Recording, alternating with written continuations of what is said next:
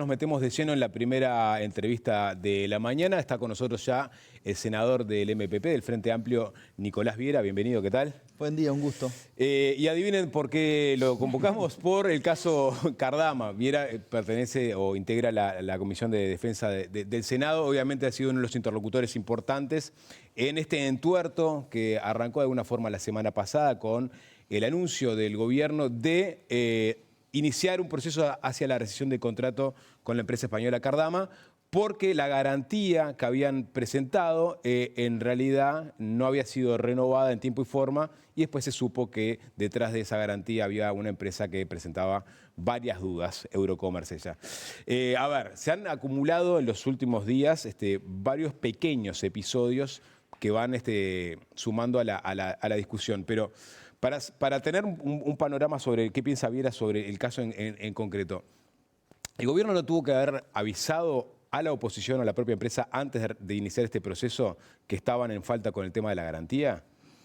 Bueno, a ver, primero que nada, el proceso que hace el gobierno cuando anuncia a través de la conferencia de prensa del presidente de la República es un proceso que va pegado a derecho, digamos, ¿no? Tú lo decías muy bien. El presidente Orsi dijo, vamos a iniciar el proceso de rescisión, que no es rescindir el contrato de una, tiene sus pasos. Uno de esos pasos, el primero, es denunciar el contrato. Y denunciar el contrato significa investiguemos este contrato, porque acá hay cosas que no están bien. Por ejemplo, la garantía. Una vez confirmado que Eurocommerce no existe, básicamente, porque es lo que sucedió, porque una de las partes del contrato también decía que para activar esa garantía había que ir al lugar a cobrarla, por eso es que Uruguay manda al embajador en Reino Unido y se encuentra con que no había cheque, ni plata, ni banco. O sea, en el lugar donde estaba la dirección establecida es una inmobiliaria. Entonces, eso generó alarmas en todo el gobierno y lo que hizo el presidente fue decir, bueno, a partir de que se venza la garantía, nosotros la activamos, porque es la única forma que tenemos de cobrarnos algo ante la duda. Después apareció Cardama a marcar su sorpresa, pero el señor Cardama, horas antes, pocas horas antes de que se diera la conferencia, alguien del Uruguay le avisó que esto iba a suceder y él renueva el aval. Manda el aval porque se había olvidado de mandar el aval. Estaba haciendo un negocio de 90 millones de dólares, pero el señor se olvidó de mandar el aval. 30 días antes de que venciera la garantía, Cardama tenía que renovar el aval y enviarla. Ya había, digamos, Mario Cardama dijo que se había trazado en unos días la renovación, pero que en realidad había iniciado el trámite en plazo y que se enteró o que se había olvidado de mandarla y la mandó ese día. Tú decís que alguien le avisó. Él dijo, un periodista de acá de Uruguay parece que le avisó, y él lo planteó así. Sí. Bueno, pero además Cardama también dijo, y digo Cardama, puedo decir en la oposición, digamos, porque el argumento de Cardama es el mismo argumento que está manejando la oposición, digamos, quienes fueron gobierno hasta hace unos meses manejan el mismo argumento que la empresa. Entonces lo que ellos dicen es que Cardama el 30 se reunió con la ministra de Defensa y nadie le dijo nada. Punto y seguido, la misma frase dice, pero yo el 26 de septiembre ya había renovado el aval. Con la misma empresa. Eso, ¿no? O sea, la pregunta iba por ese lado. ¿Por qué ni el gobierno no le avisó a Cardama de que la garantía no había sido renovada? ¿Y por qué no le preguntó a la oposición si sabía algo sobre el proceso de generación de aquella garantía en su momento? Bueno, a ver, acá hay dos cosas. Primero, el gobierno no tiene por qué avisarle a Cardama que tiene que cumplir con el contrato cuando él también conoce el contrato. Por algo dice que renovó el aval. O sea que él sabía que se le vencía y que tenía que renovarlo. Por lo tanto, ahí no hay ningún tema. Lo otro es que la oposición consultarlo, como dice Castain de Val, yo lo escuché. ¿Quién gobierna? El pueblo eligió a Yamandu Orsi de Frente Amplio para gobernar. Entonces vinimos a hacernos cargo de la situación y nos hacemos cargo. Yo nunca escuché que cuando al gobierno del Partido Nacional se le ocurrió denunciar el café vencido en el MIDE le haya consultado al gobierno qué hacer. Bueno, pero no es la postura que ha tomado el gobierno de Yamandu Orsi. O sea, de lo contrario, siempre ha mandado un mensaje de generemos políticas públicas, generemos instancias de diálogo, que la oposición sea parte en ciertos temas. Y en que se trata de la inversión más importante que hizo la administración anterior, más allá de que no es obligación del gobierno, obviamente, consultar a la oposición, creo que hubiese sido un gesto, digamos, más acorde a lo que viene predicando el gobierno de Yamandu Orsi, ¿no? Sí, puede ser. Yo no lo descarto. Lo que digo es que el gobierno actuó como corresponde a derecho y como le pareció que tenía que cumplir la norma. O sea, yo en ese sentido, la verdad es que la responsabilidad absoluta de todo este proceso es del gobierno anterior. Y el gobierno actual lo que está haciendo es defender los intereses nacionales en función a las cláusulas contractuales con las que puede accionar. Y ahora, ¿no hay una especie de marcha atrás en lo que fue anunciando el gobierno desde el día de la conferencia de prensa de Orsi, que dice vamos a iniciar el camino hacia la rescisión del contrato? Y ahora aparece la adhesión, creo que fue Odone que lo mencionó, pero hubo también otros actores que decían, bueno, vamos a ver la posibilidad de mediar, si aparece otra garantía podemos seguir adelante. O sea, hay un matiz con respecto a la primera postura inicial. No, yo creo que no. Te digo por qué. Para mí el proceso, el inicio de la rescisión tiene 3 pasos. Una es, como recién lo explicaba, denunciar el contrato por las irregularidades que tiene, y la segunda es activar la cláusula de mediación. Si eso no surte efecto, terminás con la rescisión del contrato. Ahora, el gobierno está en una disyuntiva muy importante, que por un lado es tener la patrulla y por otro lado es no perder los 30 millones que ya pusiste. Entonces, la cláusula de mediación te va a permitir, apegado a derecho, no por teléfono comiendo un asado, sino tratando de que las formas, en este caso, se cumplan para garantía de todos, que bueno, si podés mediar, Cardama dice que quiere dialogar con el gobierno, bueno, que venga, y que dialogue y que diga cuál es su punto de vista, y el gobierno va a defender los 30 millones que pusimos e intentar que las patrullas salgan adelante. Cuando decís lo de la llamada en medio de un asado, ¿te referís a la llamada que hubo al astillero para que se presentara, digamos, que sea parte de esta? Sí, por ejemplo. Pero ahí decís, eso no fue pegado a derecho, o sea, No. ¿qué le cabe a esa situación? A ver, la historia de esta construcción de patrullas es muy larga, pero participaron varios actores, ¿no? Por ejemplo, cuando se decide avanzar sobre la construcción de las OPB, se hace un llamado público, internacional, se presenta determinada empresa. Cardama queda última en esa selección, la primera empresa es una empresa china. Esa selección fue avalada por el almirante Musso, que terminó renunciando. Perdona, pero ahí hubo 6 voces, si no me equivoco, ¿no? No, Estás hablando de la primera. Yo estoy hablando de la primera. Bien. ¿Tá? Después, Porque Musso termina renunciando más adelante. Exacto. Después que Musso hace ese informe, lo eleva, bueno, diferentes situaciones se dan dentro del Ministerio de Defensa y termina descartándose la posibilidad de adjudicársela a la empresa china. Por lo tanto, ahí termina ese proceso y ahí empiezan las llamadas por teléfono a varios astilleros. Se vuelve a hacer la lista, en esa lista queda Cardama primera por 2 motivos, por el costo, que era mucho menos que el promedio de los demás astilleros, y por el tiempo de entrega, porque ese fue un factor determinante. La primera patrulla la íbamos a tener al principio de 2025 y la última a finales.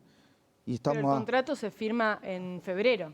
El contrato se firma en diciembre del 2023. Pero la garantía el 25. Ahora. Está bien. El contrato lo firma García y la garantía la avala Castelldebat. Y de ahí la importancia de la garantía, porque yo he escuchado también a quienes fueron autoridades decir que es accesoria la garantía. Y la garantía no es accesoria, porque el contrato determina que hasta que no se avale la garantía no comienza a regir el contrato. Pero Entonces, es determinante. Estamos hablando de una inversión de 90 millones de dólares, sí, y la garantía es de 3. Del 5. De 5. 5%, 4 millones o sea, en y realidad, algo. De garantía con respecto a la inversión que se hace, tiene poco. Ah, sí. Bueno, pero lo que pasa es que hay 2 garantías. Hay 2 garantías de diferente tipo. Exacto. Y lo que se ha dicho, igual, escuché a Jorge Díaz decir que por general las garantías estas se hacen en orden del 10% de la inversión. Exacto. Esta fue de 5%, pero tampoco es que se harían por un 50% de la inversión. O sea, no es que recuperas tu... No, además, Cardama tenía varias opciones para poder acreditar su garantía. Tenía, para empezar, 45 días para acreditarlo y demoró 11 meses porque el gobierno le fue dando sucesivas ¿Viste posibilidades. el documento que circuló? Creo que el propio gobierno lo hizo, de los hitos vinculados a los intercambios que tuvo el Ministerio de Defensa con... Ahí en un momento hablan de que... Mario Cardama dice que cuando fueron a pedir una garantía a Habitat, por presiones Habitat no se la dio. ¿Están al tanto de eso? No, yo no estoy al tanto. Lo único que escuché, bueno, primero fue eso de Cardama y lo segundo lo escuché ayer de la senadora Bianchi, que dijo que el gobierno había presionado para que no se le diera la garantía. Me imagino que hablará de su gobierno que La presionó. oposición será en todo caso. No, ella dijo el gobierno. Ajá. Y ahí encendió las alertas porque fue un tema recurrente ayer en los pasillos del Palacio, que la senadora haya dicho que el gobierno presionó para que no se le diera la garantía. Yo entiendo que es el gobierno del Partido Nacional, pero nosotros... Pero eso capaz que es un error de Bianchi. Bueno, no sé, pero no lo aclaró. No, está entonces, bien. puede Pero- ser un error. pero Yo le usted- doy la ventaja del error, Seguramente, siendo pero congruente un poco extraño. Sobre esa declaración de Cardama al Ministerio de Defensa no le consta nada, de que hubo presiones, porque se le consultó a la gente de Habitat la única y ha presión preferido no hacer mención al tema. No. A ver, Habitat y el Banco de Seguros fueron los dos lugares donde fue, y no se le otorgó, y buscó varias. Terminó con esta. O sea, cuando el señor Cardama dice que él se siente estafado, creo que es el mejor ejemplo para decir que quien es el estafado es el Uruguay. Porque quien trajo a Eurocommerce fue el señor Cardama. No fue Uruguay a buscar a Eurocommerce. Fue Cardama que trajo a Eurocommerce. Nicolás, en esta disyuntiva en la que vos decías que está el gobierno, ¿no? Entre avanzar con esto o quedarse sin las dos patrullas que todo el sistema político está de acuerdo en que son necesarias. Hace 20 años que no hay seguridad en el mar. ¿Cómo ves que pueda llegar a resolverse? Es decir, ¿Uruguay va a tener sus patrullas oceánicas al final de este periodo, por ejemplo? Bueno, es lo que aspiro, al menos yo, y lo que hemos conversado con los compañeros de gobierno, digamos. Yo no tengo claro cuál es el plan, pero el plan existe en el Poder Ejecutivo buscando alternativas. Eso es parte de lo que seguramente surja de la interpelación que se ha anunciado hace más de una semana respecto a la ministra de Defensa, que todavía no se ha concretado. Esperemos que se concrete, nosotros estamos de acuerdo con esa interpelación. Y ahí hablaremos de todo esto. Yo creo que es importante y realmente en lo personal, conociendo todo este proceso como se ha dado, yo no descarto que tengamos chances aún de que a través de la activación de la cláusula de conciliación, digamos, podamos llegar a algún acuerdo. Pero va a tener que cambiar mucho, Cardama va a tener que dar muchas explicaciones y va a tener que dar seguridades. A ver, Cardama tenía varias posibilidades de acreditar su garantía, no solamente con un aval bancario. Podía depositar los 4 millones de dólares en el Banco de República y se termina el problema, ¿no? O sea, él puede volver a avalar la garantía. Pero para dejar en claro a la gente, o sea, si Cardama aparece con una garantía nueva, o sea, por más que esta garantía sea fraudulenta y en paralelo se inicien acciones legales para determinar qué grado de responsabilidad tuvo la empresa y eventualmente la empresa que estaba atrás. Pero si Cardama presenta o pone los 4 palos o presenta una garantía nueva que equivalga a ese 5%, el contrato sigue y la construcción de las patrulleras sigue. ¿Es así? Sí, con la información que tenemos, sí. Yo reitero esto, primero, porque nosotros no conocemos la totalidad del contrato. El contrato se ha conocido por filtraciones de periodistas que han investigado, pero formalmente el contrato no se conoce. Y hay otro elemento que es central para mí, que tampoco lo conocemos, son los informes técnicos de los 2 militares de la Armada que están en el astillero. Está bien, pero para redondear. Porque también es parte de Sí, eso. Porque si se está construyendo mal, por más que tenga la garantía, no hay condiciones técnicas para poder Pero hay un seguir. cambio entonces, ¿no? Porque uno va a la página de presidencia el día que se hace la conferencia y dice: gobierno rescindirá contrato con empresa Cardama por compra de patrullas oceánicas.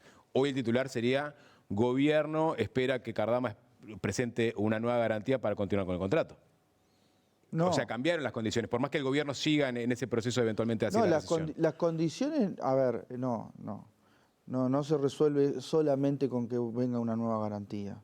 Digamos, hay que conciliar, hay que conversar, eso es lo que está faltando. Entonces, seguramente una nueva garantía sea clave si se sigue con el proceso, pero para seguir el proceso hay que conciliar.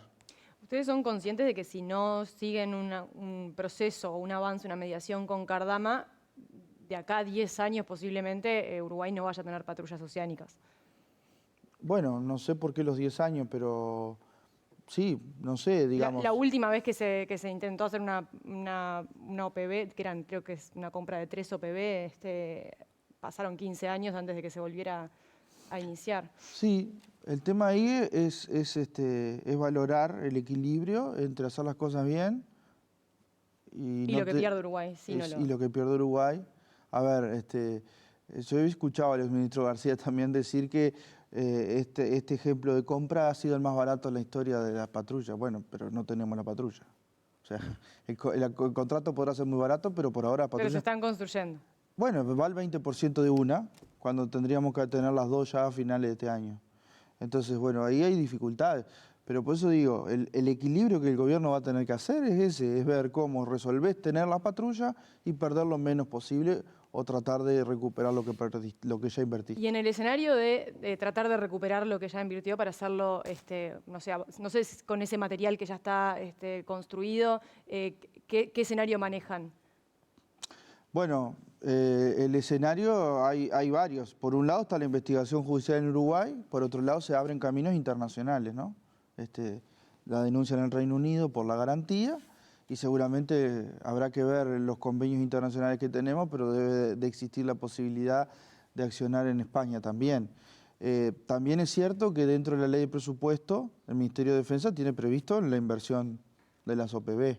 Por lo tanto, en materia de recursos y su disponibilidad para construir patrullas oceánicas, si no son estas, pueden ser otras perfectamente, porque el dinero disponible está. Con este mismo presupuesto, que con es el este más mismo bajo, presupuesto, que es el más bajo que de porque las empresas. se limitan las opciones también. Por supuesto, por supuesto. ¿Qué Sí, otras, sí. ¿Qué otras opciones han visto, tienen sobre la mesa? No, yo no conozco. Seguramente técnicamente el Ministerio de Defensa lo esté evaluando, sí, ¿no? Yo creo que además hay un escenario político bastante complejo en este asunto, sobre todo por el gobierno pasado, ¿no? Son pocos los que defienden a García y su accionar. Hoy nos desayunamos con ahora lo van a tener ustedes acá, Rivera Elgue, ¿no? Creo que va a ser la primera vez que hable en un medio de comunicación. Me parece interesante escuchar su opinión, porque él también fue parte del gobierno de la defensa en el gobierno de la calle Pou. Pero ahí evidentemente hay responsabilidades políticas a determinar. Y nosotros en el Parlamento en algún momento lo vamos a querer hacer. Y yo no estoy diciendo con esto ni anunciando que vamos a hacer una interpelación. No, pero van a aprovechar la interpelación. Porque no podemos interpelar, no vamos a interpelar a nuestra ministra, y además hay un anuncio de interpelación. Pero sí podemos investigar desde el Parlamento, podemos convocar a comisiones, podemos hacer lo que... Pero investigar, ¿te referís, por ejemplo, a abrir una comisión investigadora, una Y bueno, preinvestigadora? es parte de las herramientas que tenemos. ¿Pero lo han hablado? Lo hemos hablado, lo estamos valorando. El asunto está en que hay procesos judiciales y hay procesos administrativos de investigación en cada organismo. Nos parece de orden esperar a que eso por lo menos tenga algún resultado y después ver cómo seguimos. Yo creo que se haga una interpelación, a mí me parece importante, y ojalá sea en el Senado, porque me parece que allí tenemos todos los elementos. Vamos a tener a la ministra actual y al exministro García. Y ahí podemos, si lo que nos interesa a todos es echar luz sobre el proceso, no hay un mejor ámbito que hacer la interpelación que en el Senado de la República. Y nosotros le hemos trasladado al Partido Nacional nuestra intención de que si es necesario y ellos entienden que el Senado es el lugar como nosotros estamos planteando, alteremos la agenda de presupuesto para ir a la interpelación y aclarar la situación. Y después volvamos al presupuesto. No hay ningún inconveniente. Es una cuestión de coordinación. ¿Y qué rol juega la empresa Lois ahí en controlar el avance de la obra?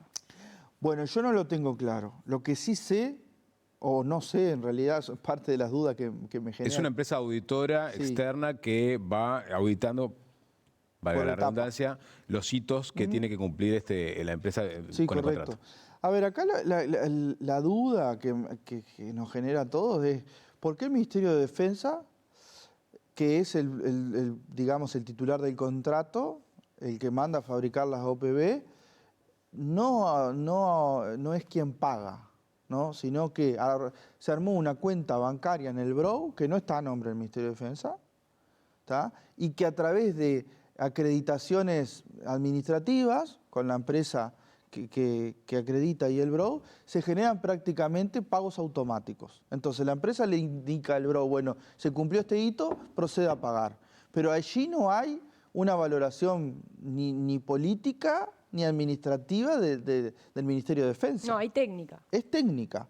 Entonces, está bien que podemos confiar en la credibilidad de la empresa y todo lo demás, pero si nosotros tenemos 2 militares que están en el lugar, en el astillero, mirando la evolución, yo pretendo que por lo menos técnicamente me digan, sí, es así, se acreditó este hito. Claro, pero Nicolás, alguien te podría decir, con cierto grado de sentido, ¿qué experiencia tienen militares uruguayos, oficiales de defensa uruguayos, en la construcción de OPB, cuando acá prácticamente no hay astilleros de construcción y no hay experiencia en construcción de este tipo de barcos, ¿no? O sea, en realidad ahí quizá la garantía o el seguimiento que le hace la empresa Lois técnico tiene un seguimiento más acorde que el que pueda hacer un oficial de uruguayo.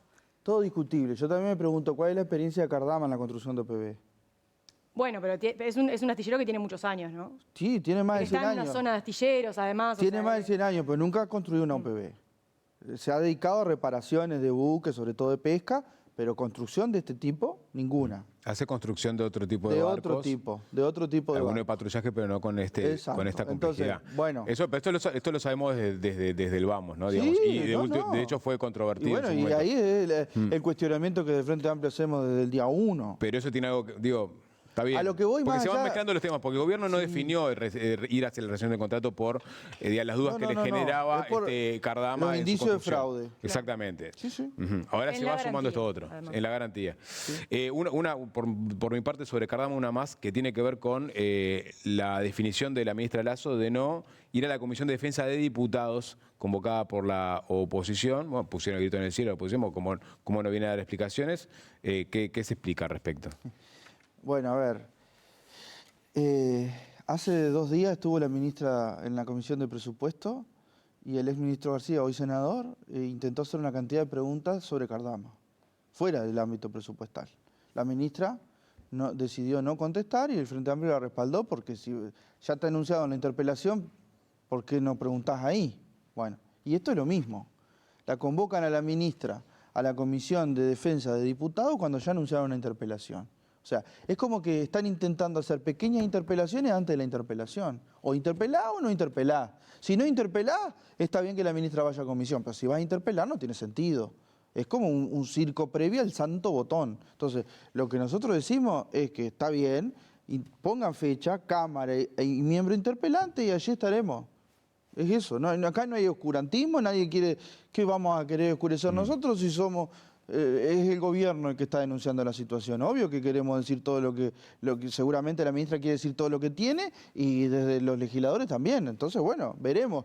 Yo lo que digo es, no podemos generar una seguidilla de exposiciones que no tienen sentido cuando ya está anunciada la interpelación. Hay un poco de circo político igual, hay un poco de impostura, ¿no? Entonces, este tema, más allá de la seriedad del tema, pero Hay posiciones, sí.